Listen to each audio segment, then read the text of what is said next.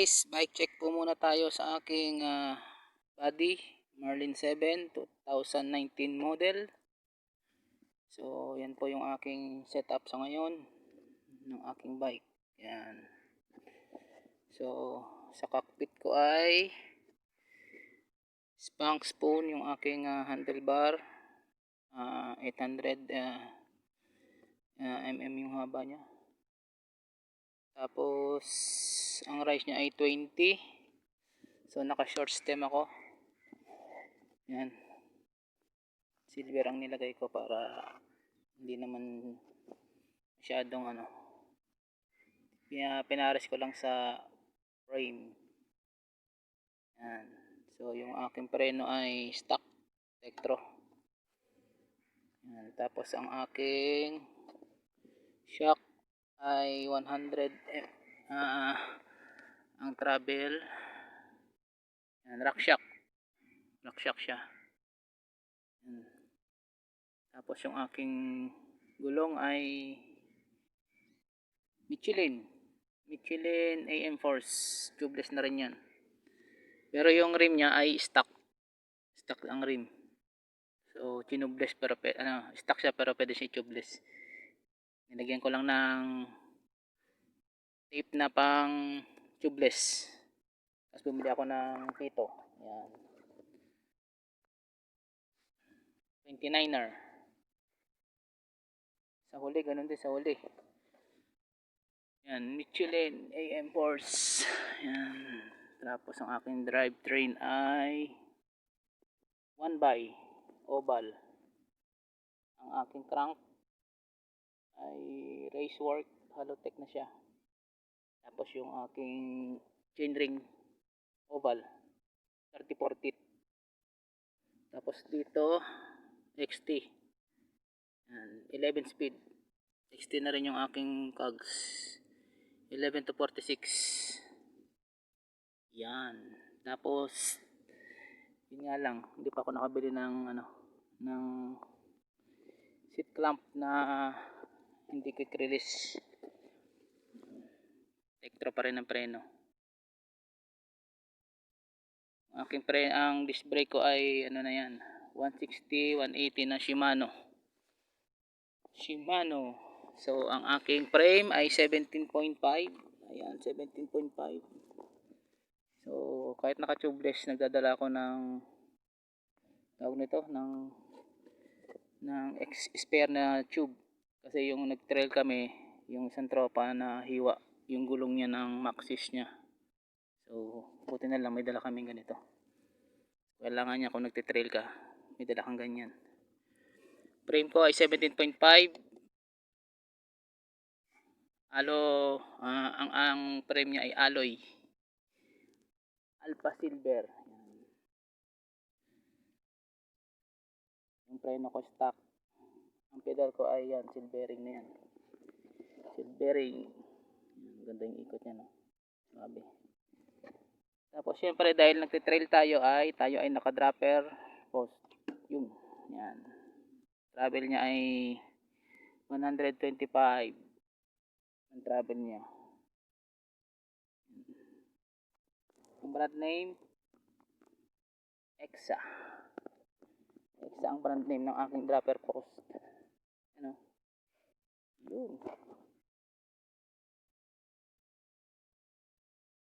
Kasi pag nagte-trail, pag hindi ka naka-dropper, minsan may mga lusong na malalim, mahirap.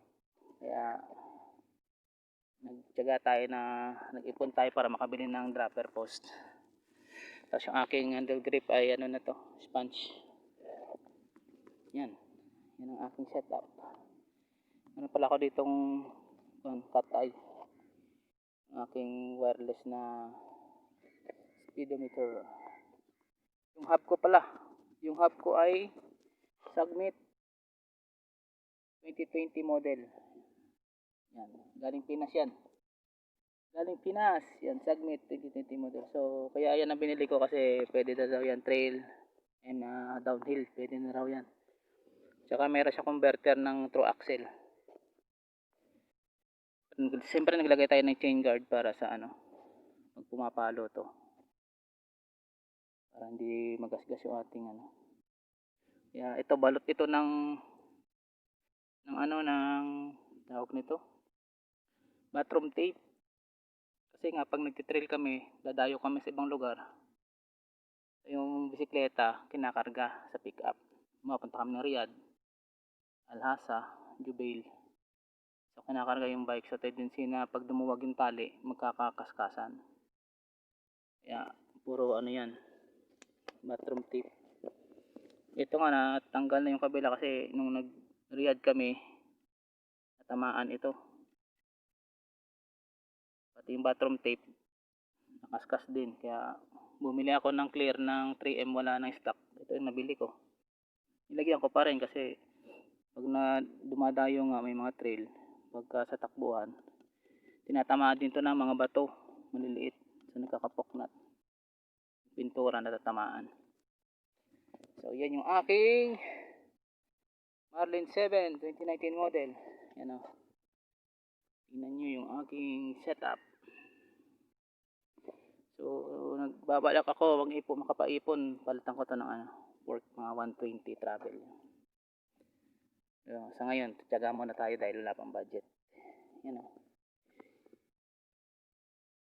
yun, dito tayo sa Morjan Island. Ito pala ang ano, galing din Pinas, Batingting. Yan, Batingting, galing Quiapo yan. Yung hub galing Quiapo rin, sa galing Pinas. Yung iba naman courtesy ng Ali, galing din Pinas to. So meron ako tong SLX brake na nabili dito. So, hindi ko pa maikabit kasi hose maiksi, isang piraso lang yung panghulihan.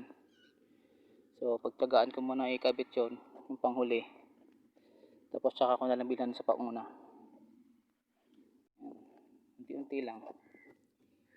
So bala ko rin sana kung may budget, same brand pero mas mataas na rice, mga 30. Pero matagal pa yun. Plano-plano lang muna tayo. So yan po ang setup ng aking bike, Marlin 7.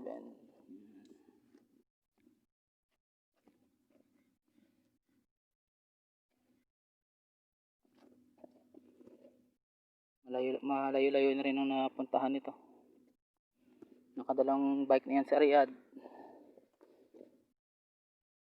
Pag Jubail na rin yan, Alhasa, long rides. Okay, thank you sa panonood ng aking bike check.